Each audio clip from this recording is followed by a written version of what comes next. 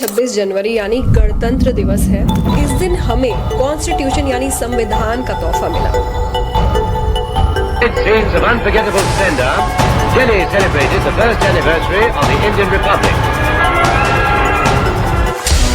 तो नोएडा जी, जैसा मैं जानती हूँ आप तिरुपति से हैं।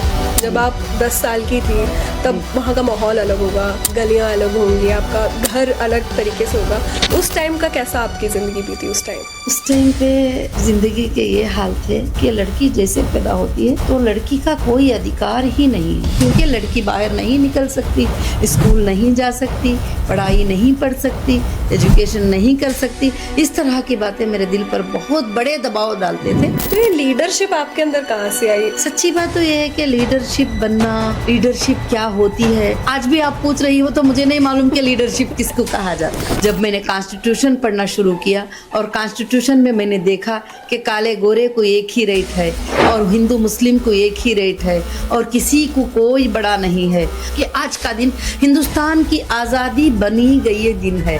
आज का दिन हिंदुस्तान की आज़ादी के लिए एक कानून को बनाकर एक हाथ में लोगों के रख दिया। Constitution awareness programme total India में कैसे चलाएं? इंडियन कॉन्स्टिट्यूशन बहुत परफेक्ट है और इंडियन कॉन्स्टिट्यूशन से आगे कोई भी नहीं है। तो जब कोई अथॉरिटी किसी सिटीजन के साथ गलत करती है तो तब सिटीजन क्या कर सकता है? और आज मीडिया ट्रायल तो आपको मालूम है कि मीडिया ट्रायल तो बहुत ज़्यादा शुरू हो गया है कि वहाँ फैसला होने से पहले, उसको मुजरिम बनाने से पहले मीडिया उसको मुजरिम बना देती है सबसे पहले। अगर आप गरीब हैं, आपके पास पैसे नहीं हैं, तो आपके लिए बड़ा वकील नहीं खड़ा होता रहेगा।